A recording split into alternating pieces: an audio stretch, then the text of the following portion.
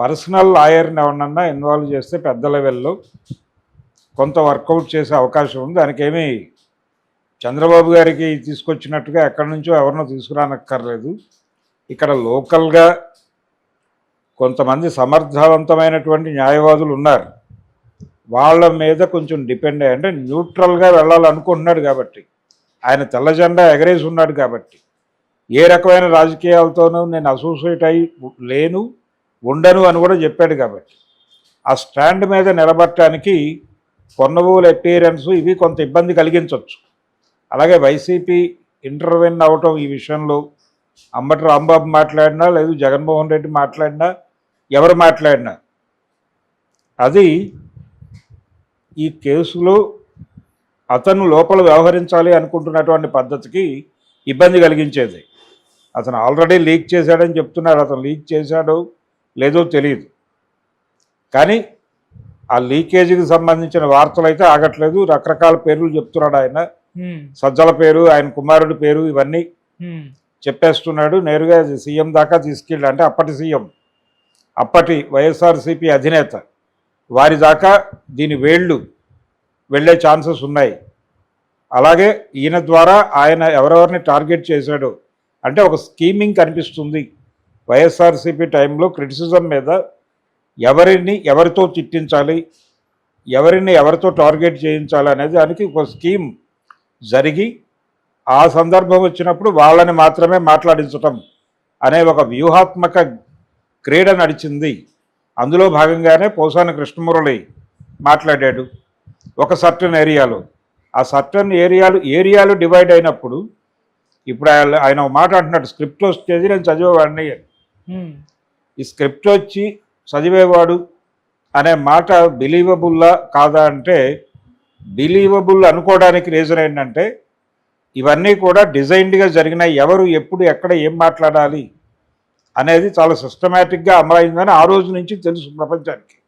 అంటే పర్టికులర్గా ఈ సెక్షన్ గురించి మాట్లాడాలంటే ఇతను మాట్లాడాలి, పవన్ కళ్యాణ్ గురించి మాట్లాడాలంటే పేరు నాని మాట్లాడాలి, లేదు తెలుగుదేశం మీద దాడి జరగాలంటే తెలుగుదేశంలో పర్టికులర్గా నందమూరి ఫ్యామిలీని టార్గెట్ చేయాలి అంటే కనుక కొడాలి నాని ఆర్ వల్లభనేని వంశీ. ఎన్ని చేసినా ఫైనల్ హియరింగ్లో ఇవన్నీ నిలబడతాయా అనేది అనుమానమే. అందుకని అక్కడ కూడా నిలబెట్టుకునేంత కసరత్తు చేయగలరా డిపార్ట్మెంట్ వారు అనేది చూడాలి. ప్రస్తుతానికైతే వాళ్ళు దెబ్బకి దయ్యం జడిసింది అనే లెవెల్లో రకరకాలుగా ప్రచారం చేస్తున్నారు. అలాగే కూటమిని భుజాన మోసేటువంటి మీడియా కూడా వాళ్ళు వ్యవహరిస్తున్న తీరు, వాళ్ళు మాట్లాడుతున్న పద్ధతి, వాళ్ళు తమ్నైళ్లు పెడుతున్న పద్ధతి, అరెస్టు చాలదు నాలిక కొయ్యాలి అని ఒక మెయిన్ స్ట్రీమ్ మీడియా హెడ్డింగ్ పెట్టింది. అది తమ్నైలే కావచ్చు కాక, బహుశాని అరెస్టు చాలదట వాళ్ళకి, నాలిక కొయ్యాలి అని తమ్నైల్ పెట్టాడు. ఇది ఆ ఛానల్ హెడ్ మాట్లాడుతున్నటువంటి వీడియోకి. ఓకే, కాబట్టి మరి ఇవన్నీ కౌంట్ అవుతాయి కదా రేపు పొద్దున్న కేసులు వేసుకోవటానికి. దీని మీద ఎవరైనా కేసేస్తే ఏంటి పరిస్థితి?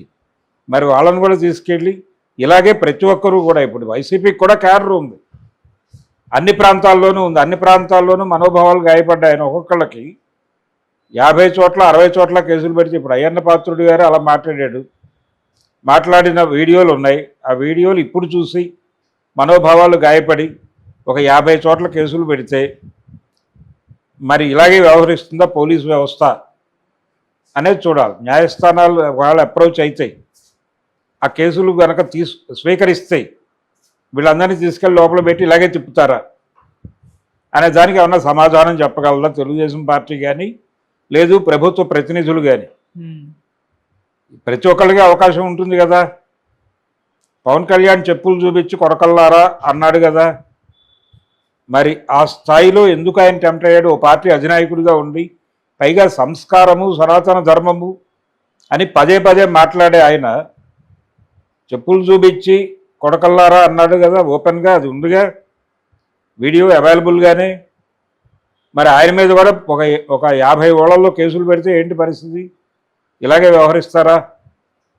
ఇది ప్రశ్న. అంటే ప్రభుత్వ పోలీసులుగా వ్యవహరించడం వేరు, కానీ ప్రభుత్వాన్ని ఏ పార్టీ అయితే నడిపిస్తోందో ఆ పార్టీకి జరిగినటువంటి అవమానాలకి వ్యవస్థలు రియాక్ట్ అయితే వాటిని వ్యవస్థలను పిలవాలా, ఇంకేదైనా పేరుతో పిలవాలా అనేది ప్రశ్న.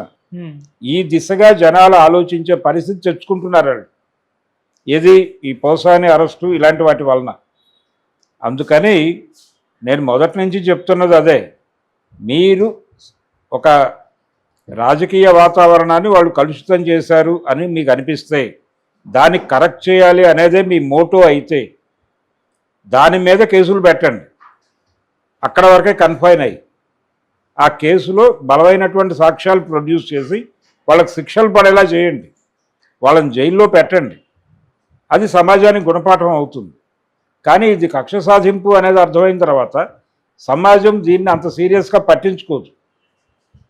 అందుకని మీ వ్యవహార శైలి మీ లక్ష్యానికి తేడాగా ఉంది. మీరు చెబుతున్న లక్ష్యము మీ ఆచరణ ఈ రెండు దారుల్లో ఉన్నాయి. అవి రెండూ కలిపి ఒక దారిలో ఉంటే జనం మీతో ట్రావెల్ అవుతారు, లేకపోతే జనం డీవియేట్ అయ్యే అవకాశం ఉంది, ఓటర్.